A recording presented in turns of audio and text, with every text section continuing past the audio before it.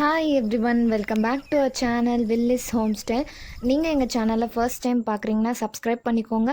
கூடவே பக்கத்தில் இருக்க பெல் ஐக்கானை மறக்காமல் ப்ரெஸ் பண்ணிக்கோங்க. அப்போ தான் எங்கள் சேனலில் நாங்கள் வீடியோஸ் போடும்போது உங்களுக்கு இன்ஸ்டண்ட்டாக நோட்டிஃபிகேஷன் காட்டும். இந்த வீடியோ பார்த்தீங்கன்னா நவராத்திரி ஸ்பெஷலுக்காக ரெசிபி வீடியோ தான். ஆல்ரெடி போட்ட வீடியோஸில் வெரைட்டி ரைஸ் அண்ட் சுண்டல் நிறைய செஞ்சுருப்போம். ஸ்வீட் ரெசிபி கம்மியாக தான் இருந்திருக்கும். அதனால இன்றைக்கி ஒரு சிம்பிளான ஸ்வீட் டிஷ் தான் பண்ணி காட்ட போகிறோம். ரவா லட்டு வீடியோ பார்த்தீங்கன்னா நாங்கள் ஆல்ரெடி எங்கள் சேனலில் வீடியோ போட்டிருக்கோம். நான் லிங்க் டிஸ்கிரிப்ஷனில் கொடுக்குறேன், நீங்கள் செக் பண்ணி பாருங்கள். இந்த வீடியோவில் இப்போ நம்ம பார்க்க போகிறது ஃபிர்னி பார்த்தீங்கன்னா பால் வச்சு செய்யக்கூடிய ஒரு டிஷ் தான். இந்த ரெசிபி பண்ணுறதுக்கு வெறும் 3 இன்க்ரீடியண்ட் இருந்தாவே போதும். அண்ட் பாயசம் விட குயிக்காக செய்யக்கூடிய டிஷ் இது.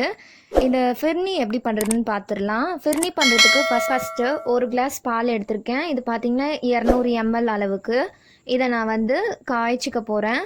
பால் காய்கிற நேரத்துக்குள்ளே நம்ம ஒரு பேஸ்ட் ரெடி பண்ணிக்க போகிறோம். அது என்னன்னு பார்த்தீங்கன்னா, ஒரு சின்ன கிண்ணத்தில் நான் ஒரு 2 டீஸ்பூன் அளவுக்கு அரிசி மாவு சேர்த்துருக்கேன். அந்த அரிசி மாவு கூட லைட்டாக பால் சேர்த்து நம்ம திக் பேஸ்ட் மாதிரி கலந்துக்கணும்.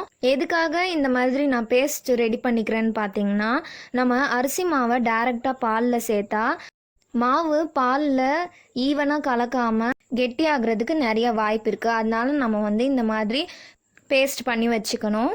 இப்போது பால் நல்லா கொதிச்சிருச்சு. நான் இப்போது இந்த அரிசி மாவு பேஸ்ட்டை இதில் சேர்க்குறேன்.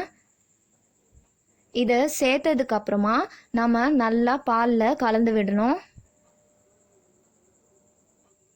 அண்ட் இதை நம்ம அடிக்கடி கலந்து விடணும். அப்படி கலந்து விடலைன்னா ரொம்ப திக்காகிடும். இப்போது அடுத்ததாக இந்த ரெசிபிக்கு தேவையான சர்க்கரையை நான் சேர்த்துக்க போகிறேன். சர்க்கரை பார்த்திங்கன்னா 4 டீஸ்பூன் அளவுக்கு சேர்த்துருக்கேன், ஒரு 1/4 கப் அளவுக்கு. இதை சேர்த்து நல்லா கலந்து விட்டுறணும். ஃபிர்னி பார்த்திங்கன்னா நான் பேசிக் இன்க்ரீடியன்ட்ஸ் வச்சு செஞ்சுருக்கேன். ஃபிர்னிலேயே நிறைய டிஃப்ரெண்ட் வெரைட்டிஸும் இருக்குது. ஒருவேளை உங்களுக்கு இது ரொம்ப சிம்பிளாக இருக்குது இந்த ரெசிபி அப்படின்னா, உங்களுக்கு ஃப்ளேவர் சேர்க்கணும்னா ஏலக்காய் பவுடர் நீங்கள் சேர்த்துக்கலாம். கொஞ்சம் கலர்ஃபுல்லாக இருக்கணும்னு நினச்சிங்கன்னா குங்குமப்பூ கூட சேர்த்துக்கலாம். இந்த டிஷ் இப்படி நார்மலாக செஞ்சிங்கனாவே நல்ல டேஸ்ட்டாக இருக்கும்.